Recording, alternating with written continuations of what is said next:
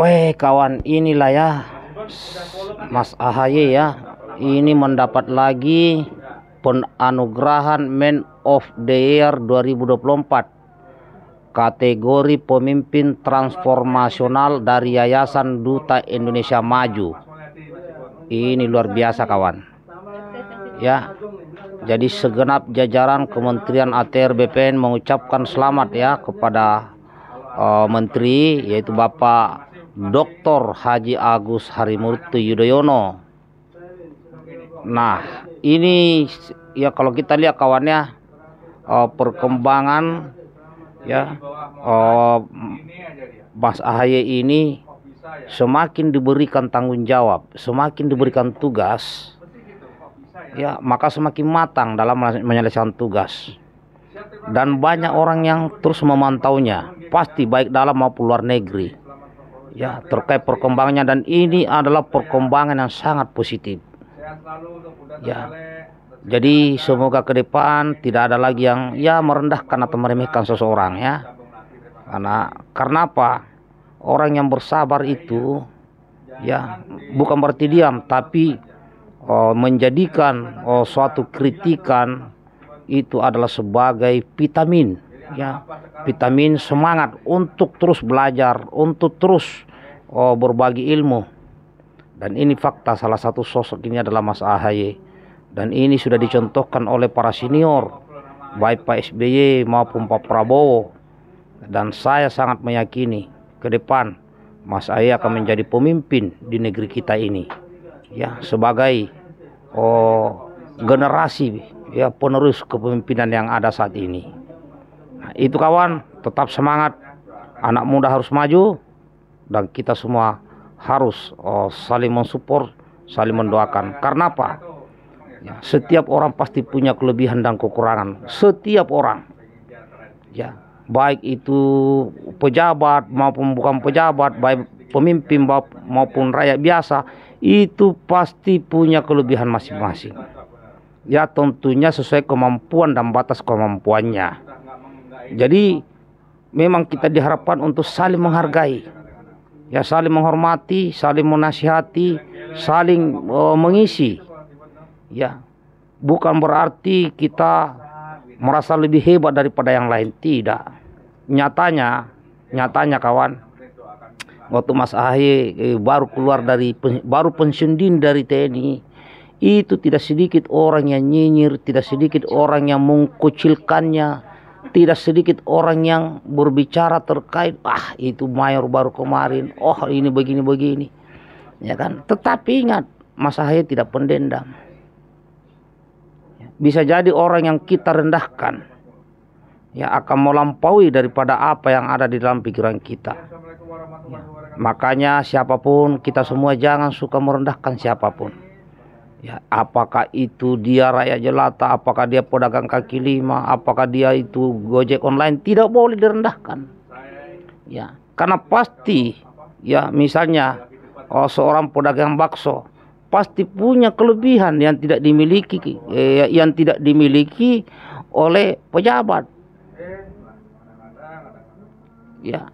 Jadi semua ada tugasnya dan fungsinya. Nah, bagaimana caranya ini menyatukan antara pemimpin dengan yang dipimpin ya, antara pemimpin dengan rakyatnya ya, antara senior dan juniornya ya. Kayak saya lah dulu waktu di batalion ya, di batalion 501, saya di Kostrad. Saya lulusan Akabri ya. Setelah lulus Akabri ya, pendidikan sarcap semuanya dan selesai, tibalah menjadi komandan peloton di Madiun di 501 Kostrad. Nah, saya komandan peloton senjata mesin sedang ya. Coba saya sombong, coba saya kedepankan pangkat saya, ternyata ilmu saya kawan tidak lengkap terkait senjata mesin sedang itu. Ternyata yang menguasai ya senjata mesin sedang itu adalah Tamtama, adalah Bintara. Saya tidak menguasai, maka saya harus belajar kepada Tamtama itu. Sekarang anggota saya itu sudah rata-rata jadi Bintara. Nah itulah bukan berarti oh karena kita lebih tinggi pangkat, kita pejabat yang di bawah itu tidak ada apa-apanya. Tidak begitu cara berpikir ya kawan. Ya, kayak di luar sana di kehidupan sipil, di luar kehidupan militer. Ya, mereka itu mungkin ngojek. Ya, kemudian mungkin di tetangganya itu mungkin ada pejabat. Ya, pejabat pemerintah. Ya, belum tentu kelebihan daripada saudara kita yang menjadi tukang ojek ini dimiliki oleh pejabat tersebut. Termasuk pengusaha.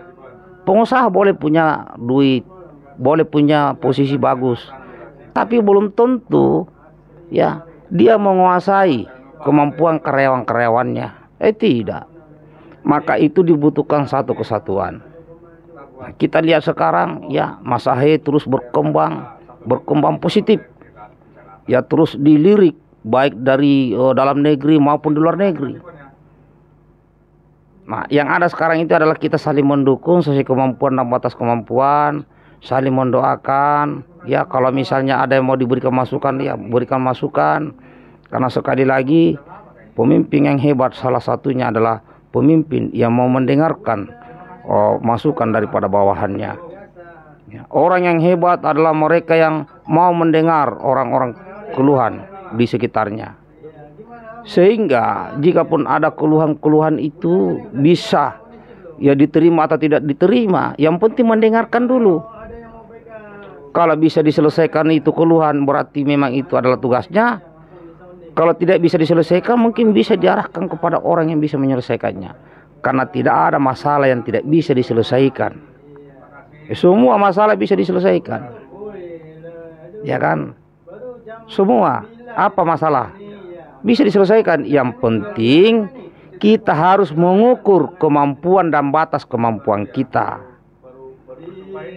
Yang menciptakan masalah kita sendiri. Sebagai contoh, kita punya uang 100.000.